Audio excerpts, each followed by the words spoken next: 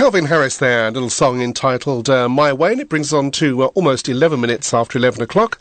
So, time to welcome our second guest into the studio this morning. Very good morning to the very lovely Carol Hanson. Good morning to you, Carol. Hi, thank you for having me on the show today. Oh, pleasure. Thank you for coming in to see us. Now, you run a website called wantheroutfit.com. You're also a stylist, and you can always tell somebody who's a stylist when they come into this studio. They look absolutely stunning. Thank With you. all the kind of clothes and the bits you sort of put together, it looks absolutely lovely. So we'll talk about that in a few moments' time. But the other feature of our show this week, next week is National Eating Disorder Week, and we've also talked already to John, counsellor from the Albany Centre, about this. Now, I believe you had a problem with anorexia, is that correct? Yeah, absolutely, for about 20 years. Goodness me. How did that come about then? Did you... Well, anorexia, there are various theories as to why anorexia happens, or why people are come down with is the wrong word, but develop the condition. And while it starts off being about food and about dieting, it's very often much deeper than that. It can be about influences that happen in your early life, and it can be about emotional trauma as well, and I had both of those. My anorexia was triggered, and many people say that eating disorders are triggered by an event, and I agree with that theory. My anorexia was triggered shortly after I'd met the guy who was to become my husband, and we are still together some 35 years later. Oh, there you go. Wasn't all bad then. And I'd just lost a little bit of weight, and I was feeling quite good about myself. And there was a chance remark made in the pub when we were together about my weight, and it was a joking remark, but all of a sudden it triggered a response in me that said, hey, I'm not good enough for this. I'm not good enough for this man. And it took me back to a very deep not being good enough for my father. I was an only daughter, and I idolised my father, and he idolised me. But he was extremely pushy and wanted the best for me, fair enough. But I always remember an incident, for example, when I was just about 11 years old, and we were out shopping, and met an old family friend who knew that I'd just done my first ever French test. And she said, well, how did you get on? And I was just about to boast that I was really excited because I'd got 98%. And my father cut in before I had a chance to speak and said, well, Carol's really disappointed she only got 98%. She was expecting you to get 100. Kind of a throwaway remark, obviously. It was a throwaway remark, but it cut into something much deeper with me, and obviously gave me that kind of feeling that I wasn't good enough for the man that I idolised. Even though he was very tongue-in-cheek, but obviously it was tongue-in-cheek, but yes, absolutely. There was an underlying thought process that was going on. And then I had a lot of emotional trauma when I was about 14. My mother had suffered from depression most of her adult life, and just before my 14th birthday, the day in fact, she'd been too ill to come out shopping with us, and we'd gone out and done the weekly shop and came back, and I found my mother had taken an overdose, and she said to me very groggily it was the best birthday present she could ever give me. And Goodness. She was then in hospital and suicidal for about 9-10 months, and that was a lot of growing up to do when you're 14 years old and an only very child. vulnerable age, isn't it? Exactly. Well, very vulnerable age. Yeah. And I suppose as a teenager you move on from that, or think you move on from that. But I think there are, if you've got certain things going on in your life, I think there are certain you haven't quite moved on from that. And I certainly think that those two things played a big part into why I was vulnerable, if you like, in terms of anorexia. It's a very vulnerable age, isn't it? And we always kind of tend to blame the media sometimes, putting up all these lovely images and airbrushed images of young girls and young women, which obviously everyone's tries to strive to achieve, which is not actually possible. It's those kind of things as well. Oh, I totally agree. I mean, we didn't have that when I was a kid. And when I first became anorexic was back in the 1980s. And so although, yes, you had the glossy magazines, it wasn't the 24/7 culture that you've got now with, not just with the airbrushed images of celebrities and models, but also the peer pressure that kids put themselves under. This huge, great selfie culture that we seem to got into. I was reading recently on about kids that when they're posting selfies up on Instagram and stuff like that, they're actually taking up to 100 photos to work out which one is the best one that they can actually looks good enough for them to post. And if they don't get about 100 likes or so, depending on how big their peer group is, they get seriously depressed and upset about it. And that's really worrying. Very worrying. When you became anorexia, was it immediately obvious, or did you hide it, or? Well, at first, I was going to say what actually happened. Obviously, you lost weight, but first it was about cutting down food and restricting my food intake, and that kind of went on. I lost weight, and that went on for a couple of years. But then the family started realising what was going on, and then, as you say, I became more deceptive about it, and that's when I started purging my body. And also, the other side of it was that I undertook a brutal fitness regime, which to some degree the family knew about, but I don't think they realised quite how far and hard that I was pushing myself. And yes, you go to great lengths to hide it when you're an anorexic or you have any eating disorder, because it's not about the food, it's not about the being thin, it's about the self-control. And you feel like various parts of your life are out of control. And that by maintaining restricting your food intake and maintaining a weight, an ideal weight, supposedly, that you are in control again, when in fact you're not really in control at all. And I have many of the classic symptoms of anorexia in terms of mood swings, and I could be quite aggressive in some respects. My menstrual cycle stopped completely, and I was wired, I think is probably the best way of putting it, that I was forever in a stressed out state, and probably very difficult to live with. I did start to seek help, probably about 5 years in, but I always got to that point where when the doctor started saying to me about hospitalisation, that then panicked me into convincing everybody, and myself included, that I would just put enough weight on to get over that barrier and therefore, not really be admissible for hospital. And it went on and on and on for, as I say, for about 20 years. Why did it go for so long? I think a number of things. I think in 91, which is about 10 years later, I found out that I couldn't have children, and that in fact the diagnosis was I'd had my menopause when I was in my early 20s, and therefore I'd never be able to conceive. But there was always that nagging doubt at the back of my mind that I'd damaged my own body with the anorexia and the eating disorder. And so that was a big, I guess in ways that I had done before with my mother's mental illness, I tried to bury it, and I tried to bury the whole thing. So again, it was about me trying to keep control of myself. I couldn't have children, but I wanted to keep control of myself.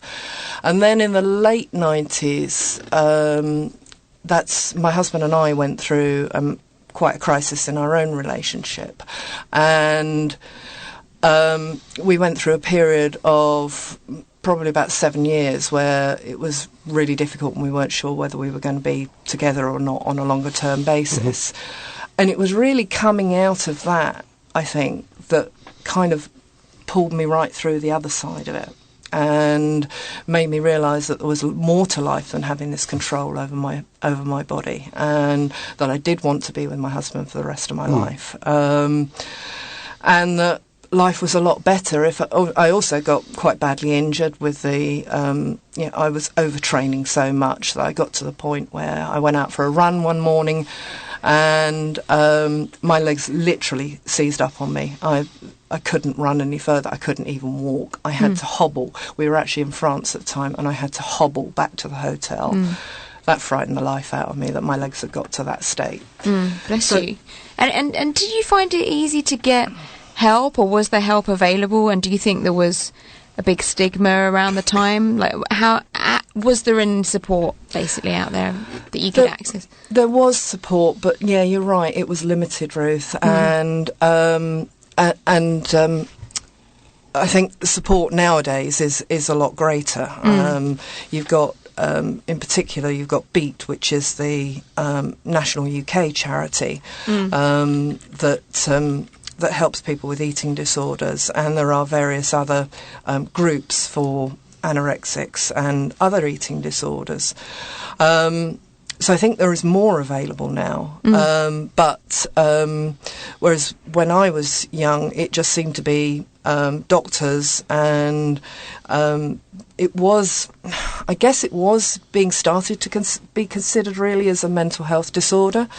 But so it was starting to go through the mental health channels as well as the GP's channels. But for many years it was considered very much a physical disorder. Absolutely, yeah. Well, sounds like an amazing journey. I mean, I'll just share that it is www.b-eat.co.uk for anyone that is experiencing this or wants advice and support on that. But thank you so much for sharing. And you look absolutely fab now, as I mentioned right at the very beginning.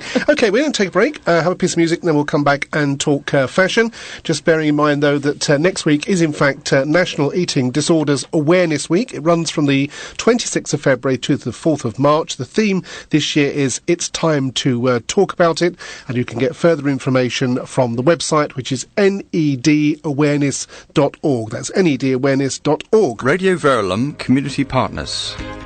Village Voices are a friendly and welcoming community choir for which there are no auditions. They rehearse during term time on Thursday evenings from 6:30pm until 8pm in St Leonard's Church, Sandridge, just north of St Albans Town Centre. Performances include at least 3 concerts a year, as well as participation in local events to raise funds for the community.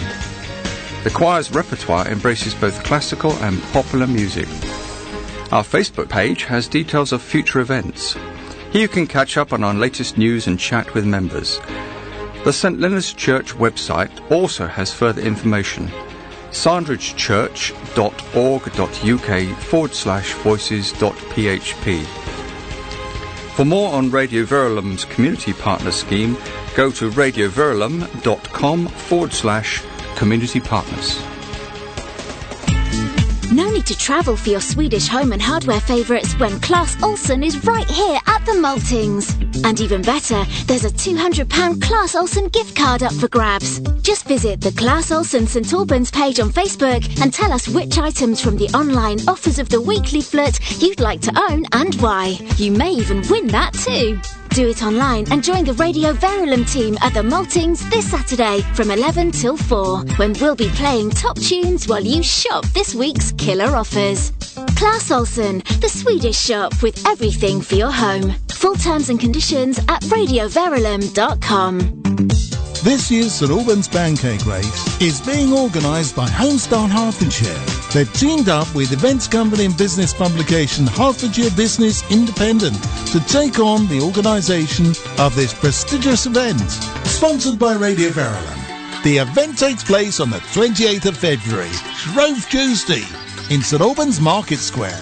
To enter a team in the Pancake Race, visit the Pancake website www.pancake.events. 92.6 FM, Radio Veralum. Hello, you fool, I love you. Come on, just let your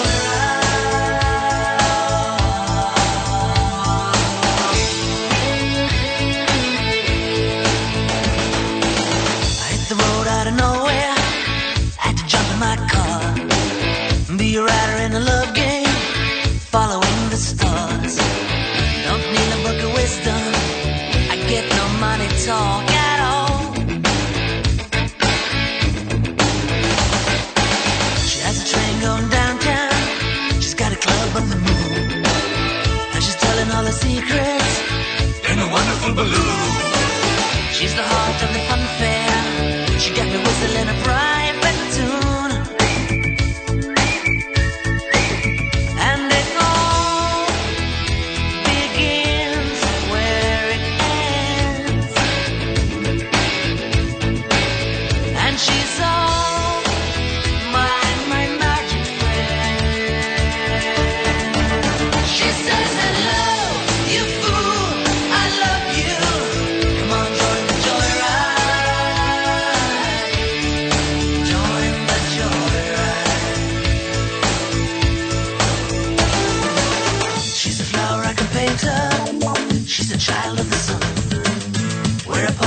together. Could never turn around and run. Don't need no fortune teller to know where my lucky love belongs.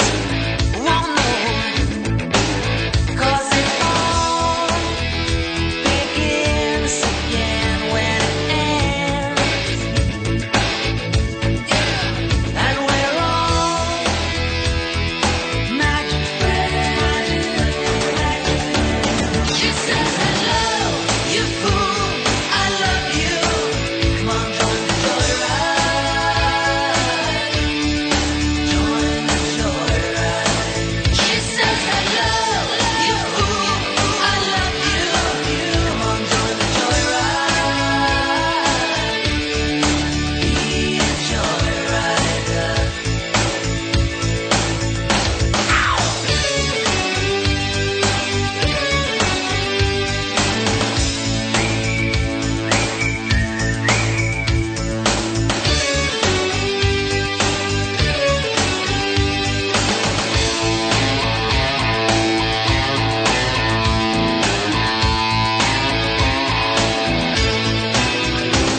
I'll take you on a sky ride, like this spellbound, sunshine is a lady.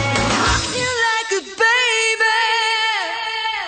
She says, hello, you fool, I love you. Come on, join the joyride. Join the joyride. Hello, you fool, I love you. Come on, join the joyride. Join the joyride. Hello, you fool, I love you. Come on, join the joyride. Be a joyrider. Roxette.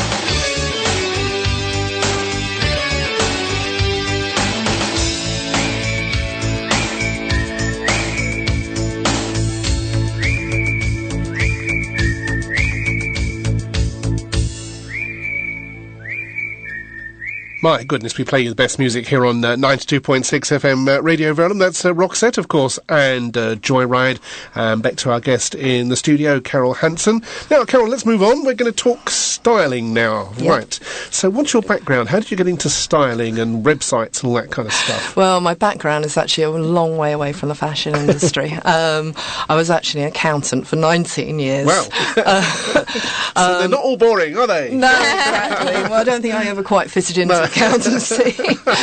9 years of that was running my own business, which was a management accountancy outsourcing business. But that was a business that really put our marriage under so much pressure as well. And I gave up my business at the end of the 90s and went back into corporate. And I ended up start with in the video games industry. Again, another kind of diversion. But what the video games industry gave me was a fabulous opportunity, particularly working with a startup for a number of years, of travelling the world, seeing how the retail chain worked from sort of start to finish, seeing how the supply chain work from concept on a drawing board through to a finished product, going out to America and presenting to major retailers, going out to China and working with our supply chain out there. So it was an amazing experience. But I decided I really wanted to do my own thing again, and I ended up buying, and this really was a senior moment, I ended up buying an online fashion boutique called Want Her Dress. It was an existing business. Now, I had no experience in fashion, very little in e-commerce, and no experience in marketing. Why? What made you do it? It was a desire. I'd always had a desire to work in fashion, and when I'd left college, I had tried to get a job as a retail buyer. I hadn't managed to succeed, and with everything that I was going through with my eating disorders, I didn't really have the confidence, to be honest, and that did hold me back a lot in my career. That's probably why I ended up staying in accountancy for so long, because it was a background type of profession. Yeah. So I bought this online boutique. I tried to run it on a part-time basis to start with while I was still in the corporate world. And when I left the corporate world in February 2014, I had no excuses. I then I then found myself running it full time, and then realised just how difficult it was to make an online boutique work. Why is that? Several reasons. One is with fashion. There's a constant pressure to change and have new stock, which means that you have to get the sell-through going quite quickly and the stock turnover going very quickly. And in order to do that, you need to advertise, you need to market, and you need to spend quite a lot of money on doing that. But what I did enjoy, and I call 2014 my Narnia year, because I ended up going out and discovering the world of networking. I'd worked for years in very corporate environments and very male-dominated environments, and all of a sudden I found this wonderful world of women's networking groups. And women networking is, they tend to be extremely supportive of each other, and whereas men tend to be, and I'm sorry, I'm generalising a bit here, but men tend to be a little bit competitive. Women want to actually support each other and help each other's businesses, and so as a result of networking, and also as a result of going out and doing a number of events, putting on a number of events with the online boutique, I discovered that what I was really enjoying was talking to people and being asked about styling advice, and would this suit me, would that suit me? And that's why I then trained as a personal stylist, and I'd thought that it was just me that had all these body image issues, as the way that you do when you have a problem. But it was then that I discovered just how many people have a problem with their body image. And I suddenly realised that I would be able to help these women, particularly as a stylist, to show them that they can all look beautiful, how they emphasise the good bits and how they hide the bits that they're not so happy with, how by wearing the right colours and trying and applying a few tricks and techniques that they can look absolutely amazing, and how they how confident it makes them feel and how empowered it makes them feel. So it was great, and it has been great. And I work with my clients on a one-to-one basis. I run a number of workshops as well. But this year I've decided to take it to another direction, that I'm going to help women get more visible. When I started as a personal stylist, I realised that I was my brand and that I had to be very visible. And a scary thought to start with. So I went out talking on radio. I was asked to speak at Pure London, which is the biggest fashion trade show, a couple of times.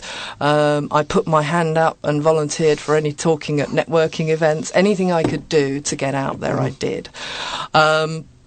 I even did some vlogging and ran my own webinars. But women don't like getting themselves out there and being visible. And if you're a women business owner, or any business owner now, it's very difficult to ignore videos as a marketing channel. And so what I'm doing this year is I'm teaming up with a lady who lives in St Albans, actually, who runs a business called Teams on Screen. And she's been doing, for the past year, she's been running courses for kids, which I think is absolutely fantastic, to get them in producing videos and getting them confident on camera. It's great for their confidence, it's great for their presentation skills, and they have great fun doing it, of course. And I suggested to her that we did something similar for women, for business women in particular, to help them get their message out there and to help them feel confident on screen and to know that they look confident on screen as well, and to help them with their appearance and all of that. And originally we were going to run it as a one-day workshop, but we batted the idea around a few times and decided that a way of reaching a much bigger audience would be to actually run an online course, which we're going to do later this year, called Confidently Visible on Video. And it will be about a 6-week online course, and we will help people to craft and get their message right. We'll help them to overcome their fears about being seen on screen, not liking the sound of their own voice, and help them with their entire presentation skills of their appearance, and also in terms of presenting to camera as well, and then how to distribute and market their videos after that. Well, so a busy year coming up. Yes, it is a very busy year. Yeah, fantastic. Yeah, so we kind of watch this space for that one, is it?